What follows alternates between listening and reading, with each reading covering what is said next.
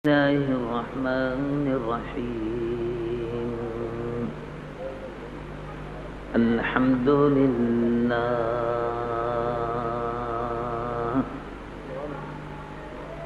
نحمده ونستعينه ونستغفره ونؤمن به ونتوكل عليه ونعوذ بالله من شرور أنفسنا ومن سيئات أعمالنا.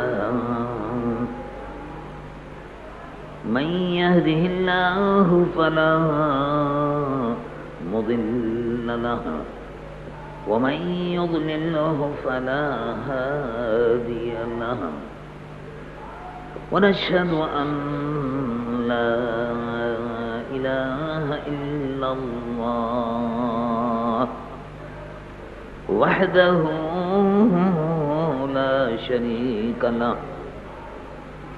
ونشهد أن سيدنا ونبينا وحبيبنا ومولانا محمد صلى الله تعالى عليه وسلم الذي أرسل إلى الخلق كافة بشيرا ونذيرا وداعيا إلى الله وسراجا منيرا. وبشر المؤمنين بأن لهم من الله فضلا كبيرا. فهو الحبيب الذي ترجى شفاعته لكل هول من الأهوال مقتحم. جاءت بدعوته الأشجار ساجدة تمشي إليه على ساق بلا قدم. يا رب صل وسلم دائما أبدا على حبيبك خير الخلق كلهم. اللهم صل على حبيبك سيدنا مولانا محمد صاحب الوجه الأنور والجبين الأزهر صلاة وسلاما عليك يا سيدي يا رسول الله. قال الله عز وجل في شان حبيبه مخبرا وآمرا: إن الله وملائكته يصلون على النبي يا أيها الذين آمنوا صلوا عليه وسلموا تسليما. اللهم صل على سيدنا وحبيبنا ومولانا محمد وعلى آله وصحبه وسلم صلاة وسلاما عليك يا سيدي يا رسول الله. الحمدللہ ہم اور آپ جمعے کی شب میں محرم الحرام کے بابرکت مہینے میں اللہ تبارک و تعالی اور اس کے پیارے محبوب حضور پرنور خاتم الانبیاء والمرسلین شفیع المذنبین محمد رسول اللہ صلی اللہ علیہ وسلم اور ان کے محبوب اہل بیت کرام اور ان کے محبوب صحابہ کرام رضوان اللہ علیہم اجمعین کہ ذکر پاک کی، ذکر مبارک کی اس بابرکت محفل میں حاضر. مقتدر علماء کرام محرم کی مجلس میں اللہ کے محبوب حضور پر نور سید العالمین مصطفیٰ صلی اللہ علیہ وسلم کا ذکر مبارک، آپ کے اہل بیت کا ذکر جمیل اور صحابہ رضوان اللہ علیہم اجمعین کا ذکر حسین،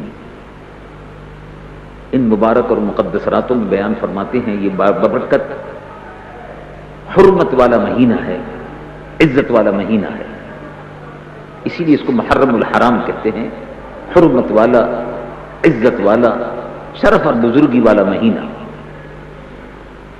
اسی ماہ مبارک میں امام المسلمین امیر المؤمنین سیدنا عمر فاروق اعظم رضی اللہ عنہ وارضہ کی شہادت ہوئی، اور اسی ماہ مبارک میں امام عالی مقام شہزادہ گل مقبہ نوردیدہ مصطفیٰ حضور پرنور صلی اللہ علیہ وسلم کے جلیل و قدر نواز سے، محبوب نواز سے، فاطمۃ الزہرا رضی اللہ تعالی عنہا خاتون جنت کے لخت جگر اور نور نظر، سیدنا علی المرتضی کرم اللہ وجہ الکریم ورضی اللہ عنہ کے لخت جگر، سیدنا امام حسین رضی اللہ عنہ کی شہادت کا بیان بھی اسی ماہ مبارک میں 10 محرم کو شہادت کے سلسلے میں ہوتے ہیں۔ ہم اور آپ یہ سنتے رہتے ہیں، اور میں سمجھتا ہوں کہ کربلا کی تاریخ سے لے کر آج تک یہ بیان جو ہے یہ چلا آ رہا ہے، قیامت تک رسول اللہ کے نواسے کا بیان جو ہے وہ ایسا محفوظ ہو گیا ہے اور ایسا مشہور ہو گیا ہے اور ایسا مقبول ہوا ہے کہ اس کے ذکر کے بغیر محرم میں مسلمانوں کو چین نہیں آتا۔ وہ چاہتے ہیں کہ کربلا کے پیغام کو سنیں، وہ چاہتے ہیں کہ کربلا کے پیغام کو سننے کے بعد اس پر عمل کی کوشش کریں، وہ چاہتے ہیں کہ کربلا کے پیغام کو سمجھیں۔ ہر نسل، آنے والی نسل کو امام عالی مقام کے منصب جلیل اور ان کی عظمت اور ان کی شہادت اور ان کا وقت یزید کے خلاف جہاد، سلطان جابر کے سامنے کلمہ حق، یہ وہ خوبیاں ہیں، یہ وہ محاسن ہیں کہ جن کا ذکر ہم کرتے ہیں۔ الحمدللہ ہم اہل سنت و جماعت یہ عقیدہ رکھتے ہیں کہ جہاں جہاں امام عالی مقام کا ذکر ہوتا ہے وہاں اللہ کی رحمتوں کا نزول ہوتا ہے، جہاں اہل بیت کا تذکرہ ہوتا ہے، حضور پرنور صلی اللہ علیہ وسلم کے صحابہ کا ذکر ہوتا ہے، اللہ کی رحمتوں کا نزول ہوتا ہے، اس لیے کہ یہ سب حضور پرنور صلی اللہ علیہ وسلم کے محبوب تھے، صحابہ حضور کے محبوب تھے، اہل بیت رسول اللہ بھی حضور کے محبوب تھے، صحابہ رضوان اللہ علیہم اجمعین بھی رسول اللہ حضور پرنور صلی اللہ علیہ وسلم سے جو محبت کرتے تھے۔ امام عالی مقام امام حسین رضی اللہ عنہ وارضہ سے رسول اللہ کے صحابہ جو محبت کرتے تھے وہ اہل سنت و جماعت کا حصہ ہے، وہ ہمارا عقیدہ ہے، وہ ہمارا دین اور ایمان ہے۔ اہل بیت رسول اللہ صلی اللہ علیہ وسلم سے محبت حضور نے اس کی تلقین فرمائی، تعلیم دی، اور صحابہ رضوان اللہ علیہم اجمعین نے اس پر عمل کیا۔ اسلام میں اور مسلمانوں میں تفرقہ پیدا کرنے کے لیے، غلط فہمیاں پیدا کرنے کے لیے بے شمار چیزیں بعد میں شامل کر دی گئیں، ورنہ حقیقت کی نظر سے اگر آپ دیکھیں تو رسول اللہ صلی اللہ علیہ وسلم کہ جلیل القدر صحابہ ابو بکر صدیق ہو، عمر فاروق ہو، عثمان غنی ہو، یہ کتنی محبت اہل بیت سے کرتے تھے۔ عام طور سے یہ غلط فہمی پیدا کر دی گئی اور اس سلسلے میں پروپیگنڈا بہت زیادہ ہوا، غلط فہمیاں پیدا کی گئی، اور ایسا لٹریچر اور ایسی کتابیں شائع کی گئی اور یہ پروپیگنڈا لوگوں میں پھیلایا گیا کہ رسول اللہ صلی اللہ علیہ وسلم کے صحابہ اہل بیت سے یا خاندان نبوت سے یا حضور پرنور صلی اللہ علیہ وسلم کے گھر والوں سے معاذ اللہ ثم معاذ اللہ نفرت کرتے تھے. تو کسی نے کہا کہ رسول اللہ صلی اللہ علیہ وسلم کی جو جائیداد تھی اس میں حضرت بی بی سیدہ خاتون جنت کو حضرت ابوبکر صدیق نے حصہ نہیں دیا. ایسا لوگوں نے پروپیگنڈا کیا. دیکھیے کتنا بڑا ظلم ہے. ایک باغ تھا، حضور اس کے مالک تھے، اس فدق کا حصہ رسول اللہ صلی اللہ علیہ وسلم کے صحابی حضرت ابوبکر صدیق نے اس کو دبا دیا، نہیں دیا. اس طرح سے ابوبکر صدیق رضی اللہ عنہ وارضاہ کے کردار کو لوگوں نے مسخ کرنے کی کوشش کی. اسی طرح سے کسی نے کہا کہ سیدنا عمر رضی اللہ عنہ وارضاہ نے امام حسن اور امام حسین رضی اللہ عنہ وارضاہ کو حکومت کے اندر، علی المرتضیٰ کو حکومت کے اندر جو منصب ملنا چاہیے تھا وہ نہیں دیا، اس لیے کہ وہ چاہتے تھے کہ یہ سب دور رہے. اس قسم کی باتیں کہی جاتی رہی ہیں. میں 2-3 باتوں کا خلاصہ آپ کی خدمت میں پیش کرتا ہوں. اور یہ بات صحیح ہے کہ حضور پرنور صلی اللہ علیہ وسلم ایک باغ کے مالک تھے. وہ غزوہ خیبر میں حضور کے حصے میں آیا تھا، اس کا ایک حصہ حضور کو ملتا تھا. یہ مال غنیمت تھا. حضور پرنور صلی اللہ علیہ وسلم کی خدمت میں وہ پیش ہوتا تھا. حضور اپنے تصرف میں لاتے تھے، اہل بیت کو بھیج دیتے تھے، سیدہ خاتون جنت کو عطا فرماتے تھے، اور ازواج مطہرات جو ہیں وہ اہل بیت میں ہیں ان کو عطا فرما دیتے تھے. ابوبکر صدیق رضی اللہ عنہ وارضاہ نے اس کو روک دیا، اس حصے کو روک دیا. یہ کہتے ہیں لوگ بات. ابوبکر صدیق رضی اللہ عنہ وارضاہ نے یہ فرمایا کہ یہ آپ کو وراثتاً منتقل نہیں ہوگا، یعنی یہ جائیداد یہ وراثتاً منتقل نہیں ہوگی. اس کی جو آمدنی وہ ملتی رہے گی، پہنچتی رہے گی، لیکن یہ کہ جائیداد آپ کے نام پر منتقل ہو جائے یہ نہیں ہوگا. اس کی وجہ کیا ہے؟ اس کی وجہ یہ ہے کہ وراثت تقسیم کرنے کا حکم تو ہے اسلام میں کہ وراثت تقسیم ہونی چاہیے.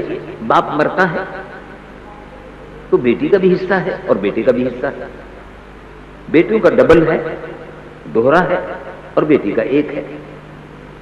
3 روپے ہیں، ایک بیٹا ہے ایک بیٹی ہے تو 2 روپے بیٹے کو ملیں گے اور 1 روپیہ جو ہے وہ بیٹی کو ملے گا.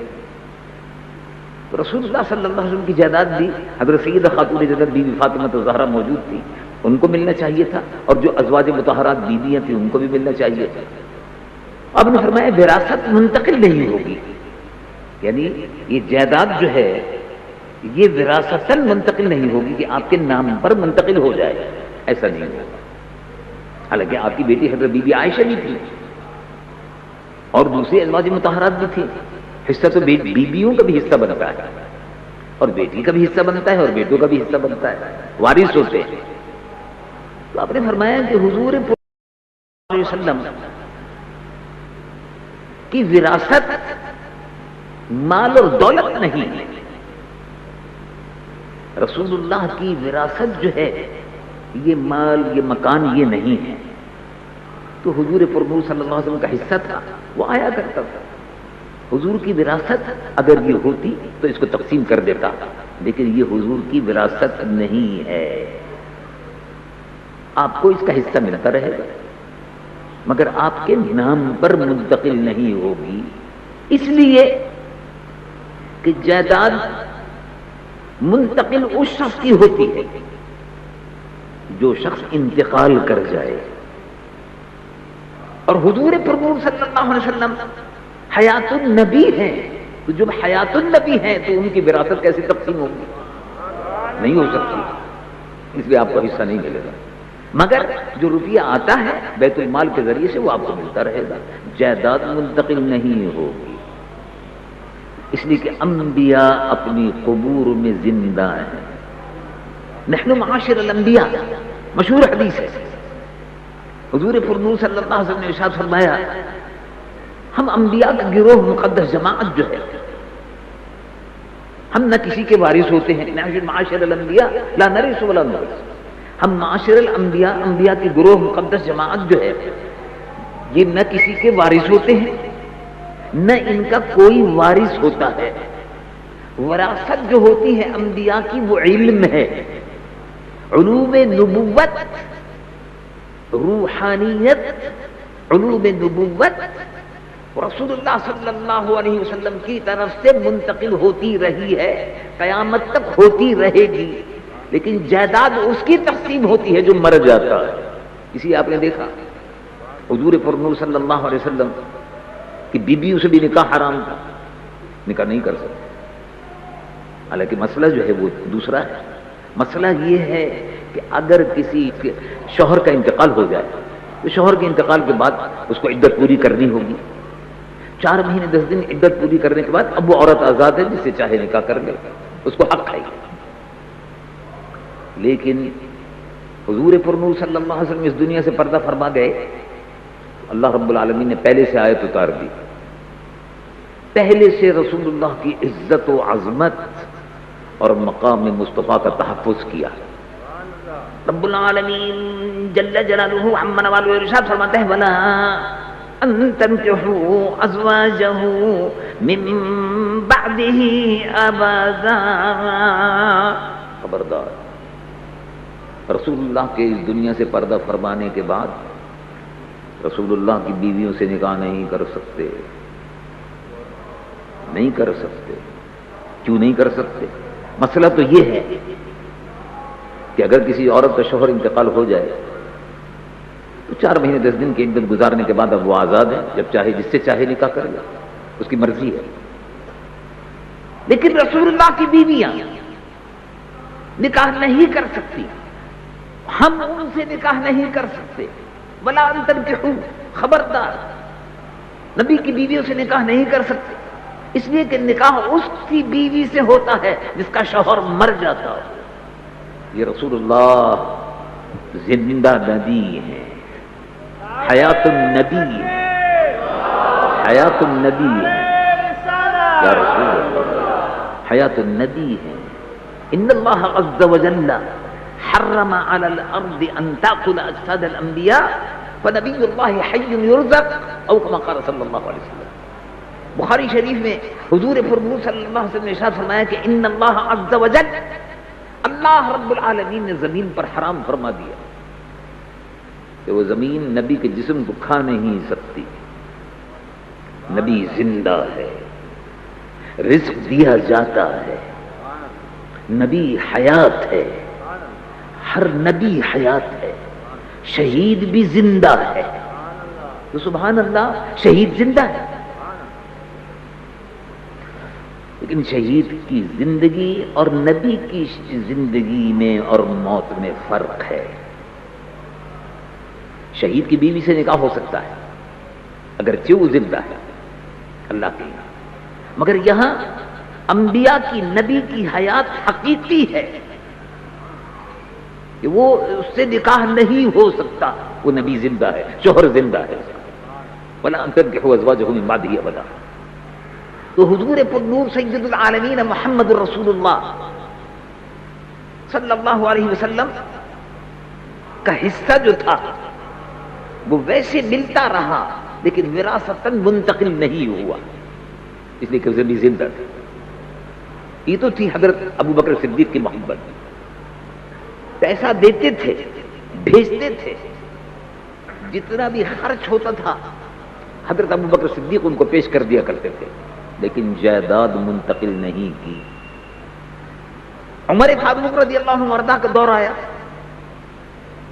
حضرت عمر فاروق رضی اللہ عنہ وارضاہ ان کا ایک مقام ہے، یہ رسول اللہ کے بڑے عظیم المرتبہ صحابی ہیں، اور حضور پر نور صلی اللہ علیہ وسلم ان سے محبت فرماتے تھے، یہ حضور پر نور صلی اللہ علیہ وسلم کی دعا تھے. حضور نے دعا فرمائی. جس وقت حضرت عمر رضی اللہ عنہ اپنی بہن کے گھر میں داخل ہوئے، قرآن شریف پڑھتے ہوئے سنتے ہوئے دیکھا، مارنا شروع کیا جب ان کو معلوم ہوا کہ اسلام قبول کر لیا، اور اس کے بعد تھک گئے. ادھر یہ ان کو مار رہے تھے، ان کو تکلیف پہنچا رہے تھے کیونکہ بہن نے اسلام قبول کر لیا تھا. ادھر ارقم رضی اللہ عنہ وردہ کے مکان میں مشہور صحابی ہیں، ان کے مکان میں حضرت ارقم کہ یہاں حضور دن میں تشریف فرما ہوتے تھے صحابہ کی تربیت اور تعلیم کے لیے، اور مسلمانوں نے وہ مکان منتخب کیا ہوا تھا. چھپ کر سارے کام وہیں، سب لوگ وہیں جایا کرتے تھے چھپ چھپا کے تاکہ کافر دیکھ نہ لیں. ارقم کے مکان میں اللہ کے محبوب صلی اللہ علیہ وسلم کے ہاتھ دعا کے لیے اٹھے ہوئے ہیں. اللہم اعز الاسلام بعمر، اے اللہ اسلام کو حضرت عمر سے عزت عطا فرما. سبحان اللہ، اجابت کا صحرا.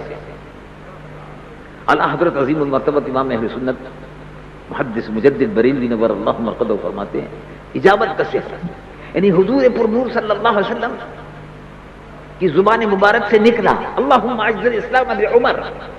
اس میں دوسرے حصے میں دعا کے ابو جہل کا بھی ذکر ہے، لیکن پہلے حضرت عمر کا نام ہے. اے اللہ اسلام کو عمر سے عزت عطا فرما. دلہن بن کے نکلی دعائیں محمد جیسی ہی حضور نے فرمایا، اللہ رب العالمین نے قبول فرمایا. تو وہ عمر جو رسول اللہ کو اپنی تلوار سے قتل کرنے کے لیے نکلے تھے، تلوار ان کی گر گئی اور سر ان کا قدم مصطفیٰ میں پہنچ گیا اور مشرف اسلام ہو گئے. حضرت عمر مراد رسول تھے، ان کے لیے دعا فرمائی گئی. اب کتنا بڑا مرتبہ ہوگا حضرت عمر کا، جن کے لیے حضور فرما رہے ہیں اللہم اعز الاسلام بعمر، اے اللہ عمر سے اسلام کو عزت عطا فرما. کتنا مرتبہ ہوگا. وہ عمر رضی اللہ عنہ وردہ ان کے بیٹے آئے، معتبر روایات بھی یہی ہے. ان کے بیٹے تشریف لائے اور انہوں نے کہا کہ ابا جی آج امام حسین مجھ پر بہت ناراض ہوئے، ہم میں آپس میں دوستی ہے لیکن غلط فہمی پیدا ہو گئی، وہ مجھ پر ناراض ہوئے اور مجھے ایک بات سے بڑی خلش ہے کہ انہوں نے مجھ سے یہ کہا کہ چل چلو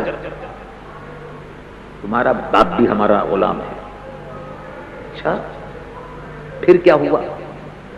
اب مجھے یہ سن کر بڑا وہ ہوا کہ انہوں نے اس طرح سے آپ کے متعلق فرمایا. ان کا اچھا انہوں نے کہا ہے، ان کو صحیح یاد ہے؟ ان کا جی یاد ہے. ان کا اچھا تو پھر ان کی خدمت میں جانا اور کہنا آپ نے میرے ابا کے متعلق یہ کہا ہے، اگر آپ نے ذرا ہمت ہے تو لکھ کر تو دے دیجیے. یہ گئے وہاں گئے جانے کے بعد کہا ان سے، انہوں نے کہا ہاں بالکل میں نے کہا ہے، تم بھی تمہارا باپ بھی ہمارے گھر کے غلام ہو. جب امام حسین نے یہ کہا تو انہوں نے کہا اچھا لکھ کر دے دیجیے. لو لکھ دیا. یہ تحریر لے کر حضرت عمر کی خدمت میں یہ حاضر ہوئے مدینہ منورہ میں. یہ مدینہ منورہ ہی کا واقعہ ہے اس لیے کہ وہ سب وہیں رہتے تھے. تحریر لے کر وہاں حاضر ہوئے. ان کا ابا جی یہ تحریر دے دی ہے. ان کہا بیٹا اس تحریر کو میں حفاظت سے رکھ رہا ہوں، یاد رکھنا جب میرا انتقال ہو جائے تو میرے کفن میں اس کو شامل کر دے. تو یہ ہے صحابہ اہل بیت سے محبت کرتے تھے. بعد میں لوگوں نے اپنے ذاتی مقاصد مخصوص مفادات کے لیے صحابہ رضوان اللہ علیہم اجمعین کے متعلق یہ تاثر دیا کہ صحابہ حضور پر نور صلی اللہ علیہ وسلم کے اہل بیت سے محبت نہیں کرتے تھے، حالانکہ یہ غلط ہے، جھوٹی روایات ہیں. افسانے لوگوں نے گھڑ لیے ہیں اور افسانے گھڑنے کی لوگوں کو عادت ہے. اب جیسے آج کل لوگوں نے افسانہ ایک گھڑ لیا ہے کہ حضرت امام عالی مقام رضی اللہ عنہ وارضاہ کہ محرم میں جب حضرت کا مہینہ ہو تو بی بی سید فاطمہ کی بھی کہانی پڑھی جائے تو دعا قبول ہوتی ہے. اچھا بھائی حضرت بی بی فاطمہ کی کہانی کیا ہے؟ کیا بلا ہے بھائی؟ یہ بتاؤ کیا چیز ہے؟ کس بزرگ نے لکھی ہے کتاب؟ کون سے عالم دین نے، کسی مستند عالم نے لکھی ہے؟ کیا کتاب ہے؟ کہانی کی کتاب ہے، بازاروں میں ملتی ہے، روپے 2 روپے کے اندر مل جاتی ہے، تو ہر ایک بیچارہ اس کو خریدتا ہے۔ ان کا کہانی، لکڑہارے کی کہانی، اس کی بیوی کی کہانی۔ اللہ اکبر! حضرت بی بی فاطمہ سے سبق لینے کے لیے حضرت بی بی فاطمہ کو رسول اللہ نے اس کی خدمت میں بھیجا تھا۔ اللہ اکبر! ذرا آپ غور فرمائیے، یعنی حضرت بی بی فاطمہ کی سیرت اتنی نامکمل ہے کہ ان کو رسول اللہ کے در سے تو کچھ ملا نہیں، لکڑہاری کی بیوی سے ان کو سبق لینے کا ضرور تھا۔ ذرا بتائیے آپ، کیا افسوس ہوتا ہے لوگوں کی عقلوں پر پردہ پڑ گیا ہے۔ اس سے بڑی توہین سیدہ خاتون جنت کی، اس سے بڑی توہین کوئی ہو سکتی ہے؟ اور اس کو پڑھنے سے کیا ثواب ملے گا بھائی؟ اگر ثواب ملتا ہے تو قرآن کے پڑھنے سے ثواب ملے گا، ثواب اگر ملے گا تو حدیث رسول اللہ صلی اللہ علیہ وسلم کو پڑھنے سے ثواب ملے گا۔ یہ مختصر سی مسلمانوں کو، ایمان والوں کو گمراہ کرنے کے لیے جو بےہودہ روایات پھیلائی جا رہی ہیں، ان بےہودہ روایات سے ایمان بھی، عقیدہ بھی خراب ہوتا ہے، اور اہل بیت رسول اللہ کی، سیدہ خاتون جنت کی توہین ہوتی ہے۔ لیکن بس وہ ہمارے یہاں بھی اہل سنت میں بہت بڑی جہالت ہے۔ اہل سنت میں وہ بھی سمجھتے ہیں کہ یہ کہانی جو ہے، لکڑہاری کی کہانی، یہ بڑی مقدس کتاب ہے، اس کے پڑھنے سے دینی مرادیں بر آتی ہیں، اس کے پڑھنے سے پتہ نہیں کیا کیا رحمتوں کا نزول ہوتا ہے۔ اللہ کے نیک بندے کبھی یہ سوچا کہ رحمتوں کا نزول قرآن پڑھنے سے ہوتا ہے، نہ کہ لوگوں کی گھڑی ہوئی حکایتوں کے پڑھنے سے ہوتا ہے۔ رحمتوں کا نزول سید العالمین محمد رسول اللہ صلی اللہ علیہ وسلم کی زبان مبارک سے جو کلمات ادا ہوئے ہیں، ان کے پڑھنے سے رحمتوں کا نزول ہوتا ہے۔ رحمتوں کا نزول اولیاء کاملین کے ذکر سے ہوتا ہے، رحمتوں کا نزول اہل بیت کے ذکر سے ہوتا ہے۔ لیکن جس میں توہین اہل بیت کا پہلو نکلتا ہو، اس میں رحمتوں کا نزول کیسے ہو سکتا ہے؟ شہید کربلا رضی اللہ عنہ وارضاہ کا میسج، پیغام کیا تھا؟ کربلا کا پیغام کیا ہے؟ وہ کہا کربلا کا پیغام یہ ہے کہ تعزیہ بناؤ، یہ ہے کربلا کا پیغام۔ اچھا، سبحان اللہ، ماشاء اللہ۔ تو کیا کربلا میں جب یہ لوگ گئے تھے تعزیہ ساتھ لے کے گئے تھے؟ یا کربلا سے جب واپس آئے تھے، دمشق گئے تھے، مدینہ منورہ گئے تھے، تو واپسی شہادت کے بعد تو کیا تعزیہ لے کے گئے تھے؟ کربلا کا پیغام یہ ہے کہ قبر بناؤ، چادر چڑھاؤ، جلیبی چڑھاؤ، اور آپس میں بھنگڑی چرسی آپس میں پیسے بانٹ لو، یہ ہے کربلا کا پیغام۔ توبہ توبہ، استغفر اللہ۔ ذرا آپ سوچئے، کیا امام علی مقام امام حسین نواسہ رسول نے، جس کا ایک قطرہ خون جو ہے وہ پوری امت کا خون ایک طرف، اور نواسہ رسول کا ایک قطرہ خون ایک طرف، اس کے برابر نہیں ہو سکتا، پوری امت کا خون، تو وہ عظمت تھی۔ تو یہ خون جو کربلا کے میدان میں گرا ہے، وہ اس لیے گرا تھا کہ امت جو ہے وہ تعزیہ بنائے، امت جو ہے امام حسین کی قبر بنائے، اور اس قبر کی پوجا کرے، اور اس قبر کے اوپر پھول چڑھائے، اپنے ہاتھوں سے قبر بنائے، اپنے ہاتھوں سے پھول چڑھائے، اپنے ہاتھوں سے لوبان جلائے، اس پہ جلیبی چڑھائے، اور اس کے بعد خود ہی کھا جائے اور پیسے رکھ کے چرس پی لے اور ہیروئن پی لے، اور فرصت اگر مل جائے تو استادیوں کو کباڑا بنا کے اٹھو کماڑی میں ڈالی آؤ، اللہ اللہ خیر صلی اللہ، یہ گھر پہ لے آؤ، اگلے سال پھر کام آئے گا، پھر چندہ ہوگا، پھر پیسے آئیں گے، پھر چرس کا پیسہ ملے گا، پھر ہیروئن پینے کا موقع مل جائے گا۔ کیا کربلا کا یہ پیغام ہے؟ خود سوچیے آپ ٹھنڈے دل سے کہ کربلا کا یہ پیغام ہے کہ تاشے بجاؤ، ڈھول بجاؤ۔ کبھی ڈھول تو شادیوں میں بجتے ہیں، ہمارے زمانے میں ہمارے یہاں رواج یہی ہے، اور ساری دنیا میں رواج یہی ہے کہ شادی اور خوشی کا موقع ہوتا ہے ڈھول بجاتے ہیں۔ تو کیا کربلا کا پیغام یہ ہے کہ ڈھول بجاؤ؟ شادی ڈھول بج رہا ہے اور بھنگڑا ڈال دیا۔ بھئی بھنگڑا کیا ہوتا ہے؟ کربلا کا پیغام یہ ہے کہ بھنگڑا ڈالو، یعنی خوشی، بھنگڑا ڈالنے کا مطلب خوشی ہوتی ہے، تو خوشی، تو کیا امام علی مقام کی شہادت کی خوشی ہے؟ امت کے لیے اس سے بڑا غم کوئی نہیں ہے جس دن شہادت امام حسین ہوئی، اس سے بڑا غم کوئی نہیں تھا امت کے لیے، اس لیے کہ امام مظلوم تھے۔ رسول اللہ کے وہ نواسے شہید کیے گئے کہ جن کو رسول اللہ صلی اللہ علیہ وسلم اپنے کندھوں پر اپنے دوش مبارک پر سوار کرتے تھے، ان کو شہید کیا گیا۔ اور رسول اللہ صلی اللہ علیہ وسلم جن کو محبت بھری نظروں سے دیکھتے تھے، گود میں رکھتے تھے، اپنی گود میں کھلاتے تھے، سجدے میں اگر ہوتے تھے اور امام حسین بچے سے کھیلتے ہوئے آپ کی پیٹھ پر پشت مبارک پر چڑھ جاتے تھے تو رسول اللہ سجدے سے سر نہیں اٹھاتے تھے، کہیں ایسا نہ ہو کہ امام گر جائیں۔ یہ محبت تھی، یہ تعلق تھا۔ تو کیا امام عالی مقام نے کربلا کے اندر جو شہادت دی، رسول اللہ کے نواسے کی شہادت، اس کا صرف اتنا ہے کہ تاشے بجا دیے، ڈھول بجا دیے، اس کا حق ادا کر دیا، لو بھائی حق ادا ہو گیا۔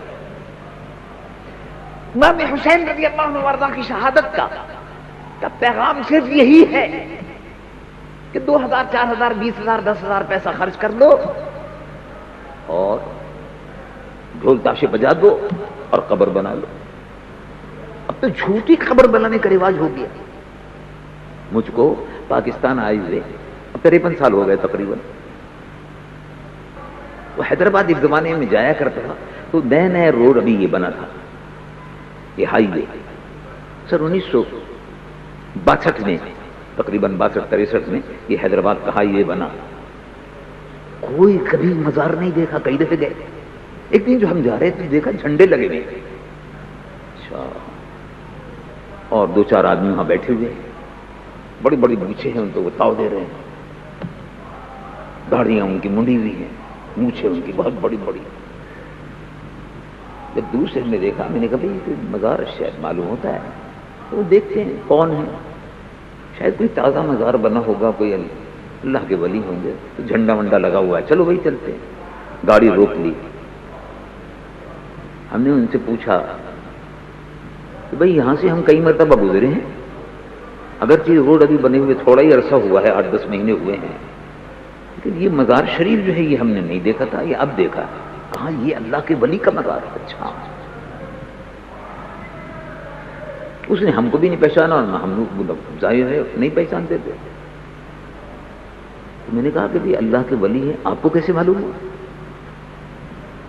تو وہ صاحب فرمانے لگے میں نے خواب میں دیکھا تھا۔ اچھا، سبحان اللہ،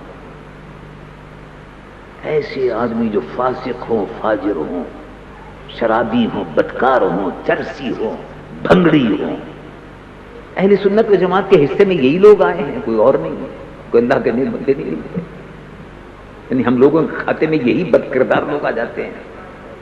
تو میں نے کہا بھائی آپ کو کیسے پتا؟ کہنے کہ خواب میں دیکھا تھا، یہ اللہ کے ولی نے فرمایا میری قبر یہاں ہے، تم مجاور بن جاؤ۔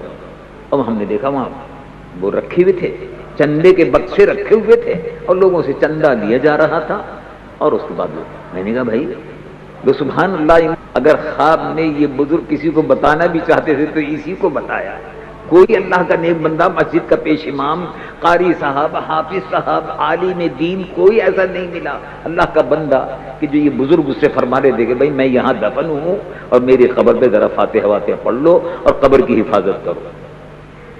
لوگوں نے جعل سازی، کاروبار، یعنی دین میں اور مذہب میں بھی کاروبار، لوگوں کو دھوکہ دینا، جھوٹی قبریں بنانا اور جھوٹی قبر بنا کر خود مجاور بن جانا اور اپنی آمدنی کا ذریعہ بنا دینا اور اس پہ قبضہ کر لینا۔ اب آپ دیکھیں بہت سے مزارات ہیں، شارع فیصل پر آپ چلیں، وہ مزار شریف ہے، شارع فیصل پر، وہ ڈیفنس ایریا بھی ہے، بالکل سر راہ، بالکل روڈ پر مزار شریف ہے۔ وہاں آپ دیکھیں چرسی بیٹھے ہوئے ہوں گے، بھنگڑی بیٹھے ہوئے ہوں گے۔ اسی طرح سے غازی عبداللہ شاہ صاحب رحمۃ اللہ علیہ کے مزار شریف پر آپ جائیں، 1,08,00,000 روپے کی سالانہ آمدنی کا مزار ہے، نہ وہاں کوئی مدرسہ ہے، نہ دارالعلوم ہے، نہ قرأت کا کورس ہے، کچھ نہیں، سارا پیسہ اوقاف والے کھا جاتے ہیں،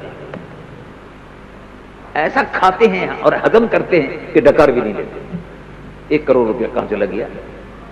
آنے جانے والوں کے لیے کسی قسم کی کوئی سہولت نہیں، سارا پیسہ جو ہے اوقاف ڈپارٹمنٹ کھا جاتا ہے. یہ چور، بیوروکریسی، افسر شاہی بزرگوں کے مزارات پر مسلط ہے، اور وہاں چرسی اور بھنگڑی قاضی عبداللہ شاہ صاحب کے مزار پر بیٹھے ہوئے ہیں. اسی طرح سے تعزیوں پہ ہم نے قبریں بنانی شروع کر دی. بھئی تعزیے کی قبر کہیں کی بنی؟ امام حسین کی قبر. تو بھئی کتنی قبریں امام حسین کی بناؤ گے؟ ہزاروں تعزیے نکلتے ہیں. تو خیر تعزیوں کا رواج تو یہی بر صغیر میں ہے اور کہیں نہیں ہے. کسی عرب مسلمان ملک میں سودان میں گیا ہوں، الجزائر، تیونس، مراکش اور ترکی اور خاص عراق میں بھی کہیں نہیں، کوئی تعزیہ نہیں نکلتا. ایران میں بھی کوئی نہیں نکلتا. یہ اہل سنت و جماعت میں یہاں کی بیماری ہے. ہماری جتنی بھی برادر ہیں اہل سنت و جماعت، یمن میں ہو، مصر میں ہو، الجزائر میں ہو، سودان میں ہو، کہیں بھی کوئی تعزیہ نہیں نکلتا. امام حسین کا ذکر ہوتا ہے، مجلسیں ہوتی ہیں، لوگ بیٹھتے ہیں ادب و احترام سے، جیسے ہم اور آپ بیٹھے ہوئے ہیں. امام عالی مقام کا ذکر ہوتا ہے، درود شریف پڑھا جاتا ہے، صلاۃ پڑھی جاتی ہے، تسبیح پڑھی جاتی ہے، صلاۃ و سلام ہوتا ہے، جلسہ ختم ہو جاتا ہے. یہ تمام چیزیں آپ دیکھ سکتے ہیں مصر میں، سودان میں، سب اہل سنت و جماعت ہیں. درود ہوتے ہیں، سلام ہوتے ہیں، امام عالی مقام کا ذکر ہوتا. نہ تعزیے ہوں گے، نہ لسی، نہ کوبی ہوگی، کچھ نہیں ہوتا. یہ سب خرافات ہم لوگوں میں آ گئی ہے. میں نے اپنی زندگی میں ظاہر ہے جہاں بھی جاتا ہوں تو مزارات پر جاتا ہوں، حاضری دیتا ہوں. مصر ہے، سودان ہے، شام ہے، اردن ہے، فلسطین ہے، حجاز مقدس ہے، ترکی ہے، سیدنا ایوب انصاری رضی اللہ عنہ وارضا ہیں، حضور کے صحابی، میزبان رسول، جن کے مکان میں حضور نے قیام فرمایا.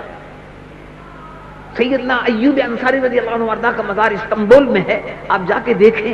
اللہ اللہ، متعدد بار میں حاضر ہوا ہوں. جب بھی ترکی سے گزرتا ہوں یورپ جانے کے لیے تو ضرور وہاں جاتے ہوئے یا تو آتے ہوئے یا جاتے ہوئے فاتحہ پڑھ کر دربار میزبان رسول میں حاضری دے کر پھر جاتا ہوں آگے. کبھی میں نے کسی کو چرسی بھنگڑی کو وہاں نہیں دیکھا.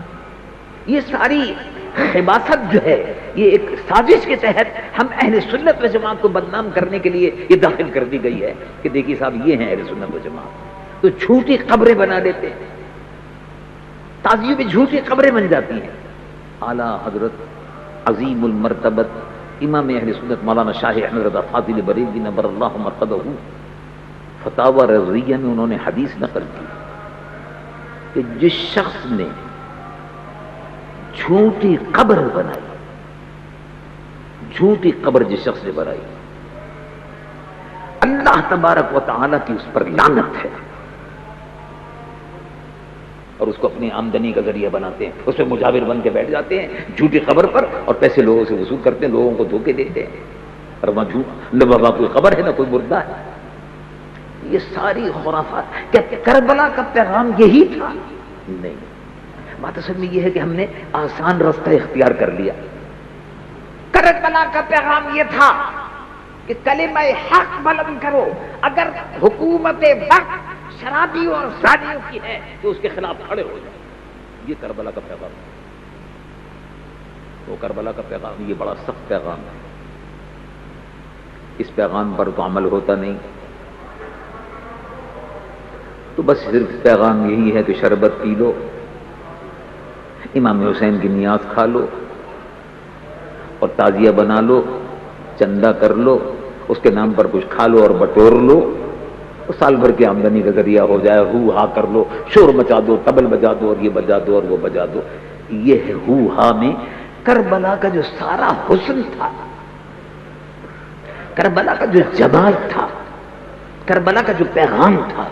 کربلا کا جمال یہ ہے کہ رسول اللہ کے دین کا جمال باقی رہے، خود کا جمال ختم ہو جائے، جمال رسول قائم رہے، جمال اسلام قائم رہے. کربلا کا پیغام یہ تھا کہ ظلمت ختم ہو، ایسی روشنی ہو کہ جس میں اہل حق کے قافلے اس منزل کو دیکھتے رہیں کربلا کی اور قیامت تک اللہ کے حضور میں پہنچ جائیں، اللہ کی رضا کو حاصل کرتے رہیں. یہ کربلا کا پیغام تھا. کلمہ حق بلند کرو. اب ہمارے یہاں افسر شاہی کے لوگ ہیں، شرابی پیتے ہیں اور بے شک افسر شاہی پیسے کمانے کے لیے جگہ جگہ شراب کی دکانیں کھول رہی ہے. بھی آپ نے دیکھا نا، پھر 1997 میں 99 میں سندھ کی حکومت تھی، جگہ جگہ لائسنس، شراب کی دکانیں کھول رہی تھی اور پیسے کما رہے تھے، وزیر اور سفیر اور چیف منسٹر اور وزیر اعلیٰ پیسے کما رہے تھے۔ اس زمانے میں آپ نے تقریر سنی ہوگی، میں بھی اس زمانے میں تقریروں میں کہتا تھا کہ بے شرم حکومت ہے، بے غیرت وزراء ہیں کہ جو دن دہاڑے اسلامی ماحول میں مسلمانوں کے ملک میں شراب کے لائسنس دیتے ہیں۔ آج بھی شراب کے لائسنس کی دکانیں کھلی ہوئی ہیں، شراب ملتی ہے۔ بے شرم لوگ ہیں، بیوروکریسی ہے، افسر شاہی ہے، رشوتیں لیتی ہے، رشوتیں لینے کے بعد یہ باور کراتے ہیں کہ نہیں صاحب اس سے آمدنی کا بہت بڑا ذریعہ، ایکسائز اینڈ ٹیکسیشن ڈپارٹمنٹ سارا اسی پر چلتا ہے، افیم کا ٹھیکہ دے دو، شراب کا ٹھیکہ دے دو، اور فلاں کا ٹھیکہ دے دو، اور چرس کا ٹھیکہ دے دو، اور افیم کا ٹھیکہ دے دو، یہ سارا کاروبار اسی سے چلتا ہے۔ تو قطعاً حرام ہے۔ جو شخص شراب پیتا ہے، رسول اللہ سید العالمین محمد رسول اللہ صلی اللہ علیہ وسلم کے ہاتھ سے قیامت کے دن جام کوثر سے محروم رہے گا شرابی۔ اب یہاں رسول اللہ کی امت کے لیے شیطانوں نے، افسر شاہی نے اور حکومت نے دکانیں شراب کی کھولی ہوئی ہیں، لائسنس کے اوپر ہو رہا ہے۔ بھئی کس کو لائسنس دے رہے ہو؟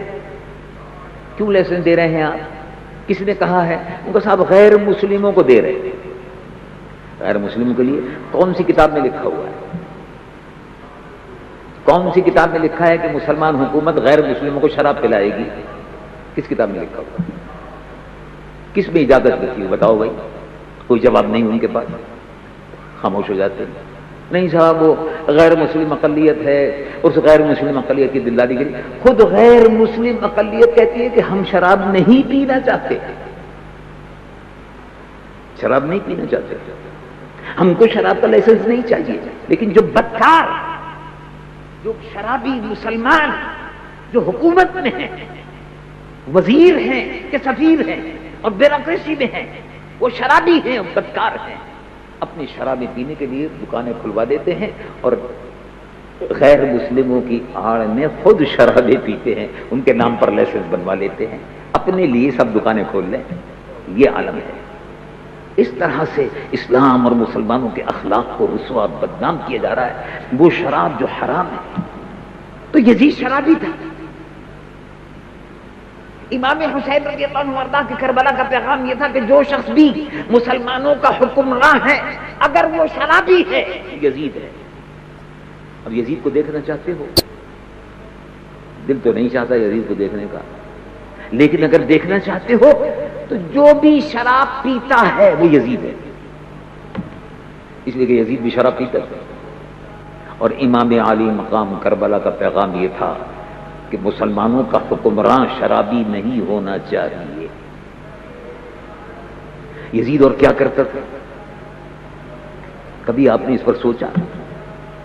امام حسین کا کیا جھگڑا تھا؟ جائیداد کا جھگڑا تھا؟ نہیں، یزید سے جھگڑا یہ تھا کہ وہ شرابی تھا، اور شرابی بدمست رسول اللہ صلی اللہ علیہ وسلم کی قائم کی ہوئی گدی خلافت، مسلمانوں کے امیر، مسلمانوں کا حاکم نہیں بن سکتا۔ جس کو اپنا ہوش نہ ہو وہ قوم کے لیے ہوش میں کیا کام کر سکتا ہے؟ اس کو اپنا ہی ہوش نہیں، تو شرابی ہے۔ یزید شراب بھی پیتا تھا، یزید ڈانس بھی کرواتا تھا، ناچنے والی لڑکیاں بھی تھیں، ناچنے والی لڑکی بھی تھی، گاتی تھیں، ناچتی تھی، رات کو شراب پیتا تھا اور لڑکیوں کا ڈانس دیکھتا تھا۔ آج بھی ٹیلی ویژن پر مسلمانوں کی لڑکیاں ناچ رہی ہیں، اور یزیدی افسر شاہی، یہودیوں کے ایجنٹ اور دلال، بیوروکریسی، ٹیلی ویژن میں یہ خبیث بیٹھے تھے، یہ شیطان، ہندوؤں کے ایجنٹ، یہودیوں کے ایجنٹ مسلمانوں کی بہو بیٹیوں کو نچوا رہے ہیں، اور غیر مسلم بھی تماشا دیکھ رہے ہیں اور مسلمان بھی تماشا دیکھ رہا ہے۔ کوئی مسلمانوں کی بہو بیٹی ناچ نہیں سکتی، حرام ہے، حرام ہے۔ ناچنا اور گانا، رقص و سرود کی محفلیں، یہ سب حرام ہے۔ ایمان والوں کی بیٹیاں ناچتی نہیں ہیں، ایمان والوں کی بیٹیاں ناچ کر گا کر لوگوں کو اپنی طرف مائل نہیں کرتی۔ ایمان والوں کی بیٹیاں اپنے گھروں میں بیٹھ کر قرآن کی تلاوت کرتی ہیں جس سے رحمت کے فرشتے اترتے ہیں۔ ایمان والوں کی بیٹیاں ہو، یہ تو بدکار لڑکیاں ہیں، پورے قوم کو، معاشرے کو یہ ٹیلی ویژن یہودیوں کا ٹیلی ویژن، مسلمانوں کا ٹیلی ویژن نہیں کہلایا جاتا ہے۔ اور اگر کوئی کہے کہ صاحب اس میں قرآن شریف بھی ہوتا، نعت شریف بھی ہوتی، تو قرآن شریف اور نعت شریف تو آپ کو معلوم نہیں ہے؟ اب تو قرآن شریف اور نعت شریف آل انڈیا ریڈیو بھی ہوتی ہے۔ قرآن شریف اور نعت شریف اگر آپ کو سننی تو اسرائیل کے ریڈیو بھی ہوتی ہے۔ قرآن شریف کی تلاوت اگر آپ کو سننی ہے تو کینیڈا کے اندر ٹیلی ویژن چینل ایسے ہیں کہ جہاں پر قرآن شریف کی تلاوت ہوتی ہے۔ اس سے کوئی فرق نہیں پڑتا۔ بات جو ہے وہ یہ ہے کہ قرآن شریف کی تلاوت بھی ہو، اور قرآن شریف کی تلاوت کے بعد اور نعت شریف کے بعد مسلمان لڑکی ناچ رہی ہو، یہ اللہ کے غضب کو اور قہر کو دعوت دینا۔ رب العالمین جل جلالہ عما نواب ارشاد فرماتا ہے ان الذین یحبون ان تشفع فیشۃ فی الذین آمنوا لهم عذاب علیم، جو لوگ چاہتے ہیں کہ مسلمانوں میں بے حیائی پھیلے، مسلمانوں میں فحاشی اور عریانی آئے، جو لوگ یہ چاہتے ہیں کہ مسلمانوں کی بہو بیٹیاں ناچیں اور گائیں، لوگ آئیں حرام کاریوں کے اڈے کھولیں، فحاشی اور بے حیائی پھیلائیں، ان پر اللہ کی طرف سے عذاب آ کر رہے گا۔ لہم عذاب علیم فی الدنیا والآخرہ، لہم عذاب علیم فی الدنیا والآخرہ، ان پر دردناک عذاب۔ عذاب علیم کا مطلب دردناک عذاب۔ اب بولو بھائی، اس سے بڑا دردناک عذاب کوئی ہوگا کہ ایک ملک کا وزیر اعظم ہو اور اس کے بعد 10 سال کے لیے جیل میں ڈال دیا جائے؟ یہ عذاب ہے یا نہیں؟ یہ عذاب ہے۔ اور یہ بھی عذاب ہے کہ بعد میں وہ ملک بدر ہو جائے، یہ بھی عذاب ہے۔ اس سے بڑا عذاب کوئی ہوگا کہ دریاؤں میں روانی ختم ہو گئی، پانی رک گیا۔ وہ تو کچھ اللہ کے نیک بندے ہیں جو صبح و شام دعا کرتے ہیں تو تھوڑا بہت پانی مل رہا ہے۔ آپ سندھ میں جا کر لوگوں سے معلوم کریں، بہت سے مقامات پر بڑی مشکل سے اب پینے کا پانی ملتا ہے، کھیتوں کے لیے پانی نہیں ملتا۔ کیا ہو گیا؟ یہ عذاب الہی ہے۔ اللہ تبارک و تعالیٰ نے رحمتوں کے دروازے بند کر دیے، اس لیے کہ ملک میں زنا اور حرام اور شراب، بدمستی، بسن کے نام پر عیاشی۔ لاہور میں ایک قلعہ ہے، بسن کے نام پر ساری رات اس قلعے میں، بادشاہی مسجد کے سامنے جو قلعہ ہے، ساری رات اس قلعے میں مسلمان لڑکے اور لڑکیاں ڈانس کرتے رہے، شرابیں پیتے رہے۔ اور دوسری جانب احمد آباد میں مسلمانوں کے خون سے ہولی کھیلی جا رہی ہے، سرحد پر، پاکستان کی سرحد پر فوجیں کھڑی ہوئی ہیں، مسلمانوں کا خون بہہ رہا ہے۔ 6000 مسلمان زندہ جلا دیے گئے۔ میرے خود احمد آباد کے مسلمان سے بات ہوئی ٹیلی فون پر ابھی حال ہی میں، ان سے پوچھا تو انہوں نے کہا کچھ نہ پوچھیے، جو حال گزر رہا ہے کیا بتائیں آپ۔ اب تک کم سے کم 5000 اور زیادہ سے زیادہ 6000 مسلمان مردوں اور عورتوں اور بچوں کو ہندو درندوں نے زندہ جلا دیا ہے۔ مسجدیں جلائی جا رہی ہیں، مسلمان جلائے جا رہے ہیں، لیکن سبحان اللہ، وہ مسلمان بھی ہندوستان کا اپنے ایمان میں کتنا مضبوط ہے کہ اس نے ہندو حملہ آوروں سے یہ نہیں کہا کہ ہم کو مت مارو ہم ہندو ہو رہے ہیں، یہ نہیں کہا۔ انہوں نے بھی یہ بتایا کہ ہم کو مرنا منظور ہے لیکن دامن مصطفیٰ چھوڑنا منظور نہیں۔ اللہ تو میرے عزیز محترم، کربلا کا پیغام سمجھو، کربلا کا پیغام یہ نہیں ہے بھنگڑا ڈال دیا، ناچ دیا اور گا لیا، یہ کربلا کا پیغام نہیں ہے۔ کربلا کا پیغام یہ ہے کہ کلمہ حق بلند کرو، برائی اگر ہو رہی ہے اس کو مٹانے کی کوشش کرو، نیکیوں کو پھیلاؤ۔ کربلا کا پیغام یہ ہے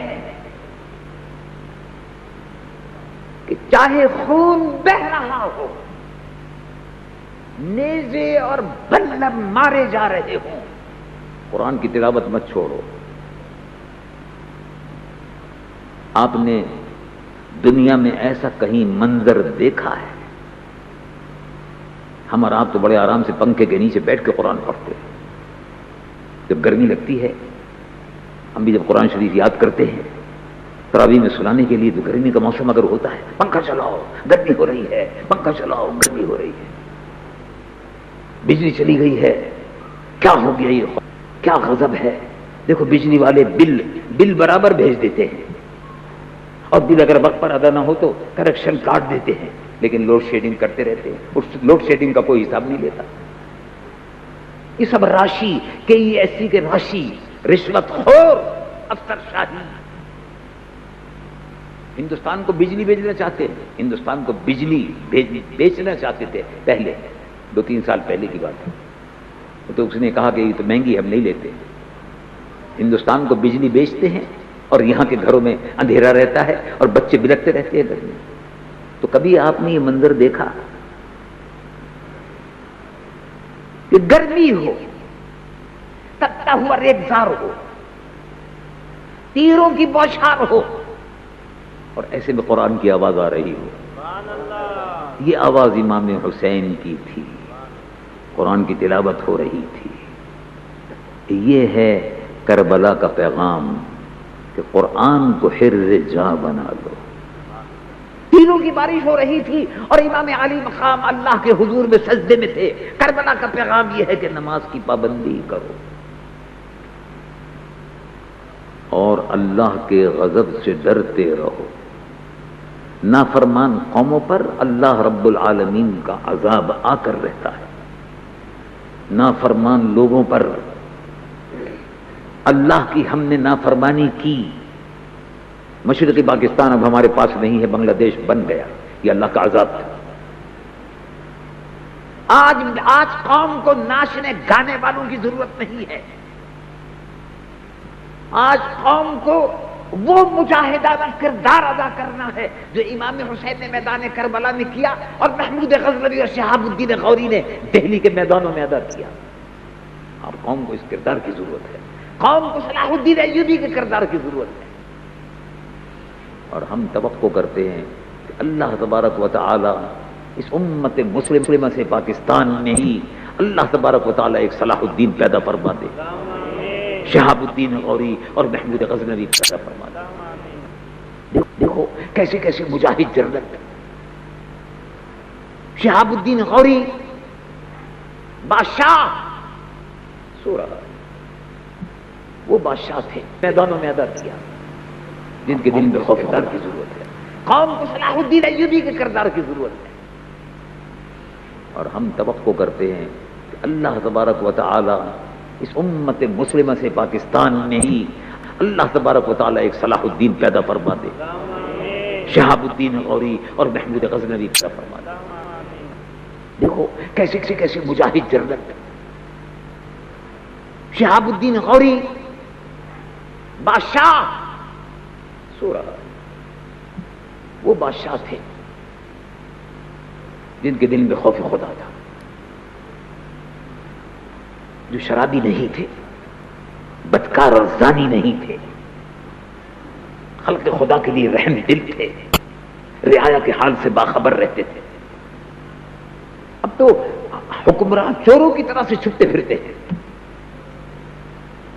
ان کو اپنی جانوں کا خطرہ نظر آتا ہے، لیکن وہ حکمران تھے سبحان اللہ امت کے لیے جاگتے رہتے تھے، امت سوتی تھی اور وہ جاگتے رہتے تھے، وہ حکمران تھے۔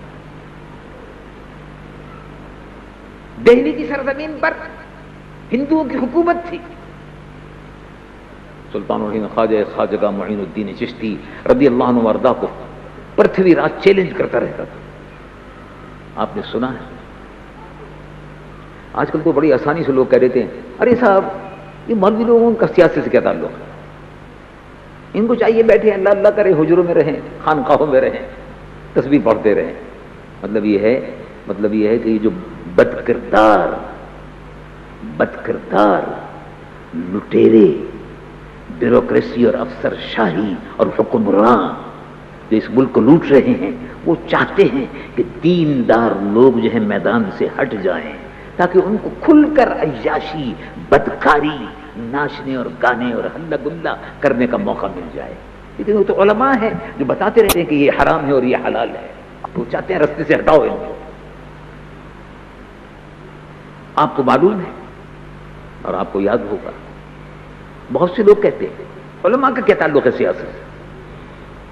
حجر میں بیٹھو، اللہ اللہ کرو، روزے رکھو، نمازیں پڑھو۔ بھئی روزے تو رکھتے ہی ہیں، نمازیں تو پڑھتے ہی ہیں، لیکن قرآن کو کون قائم کرے؟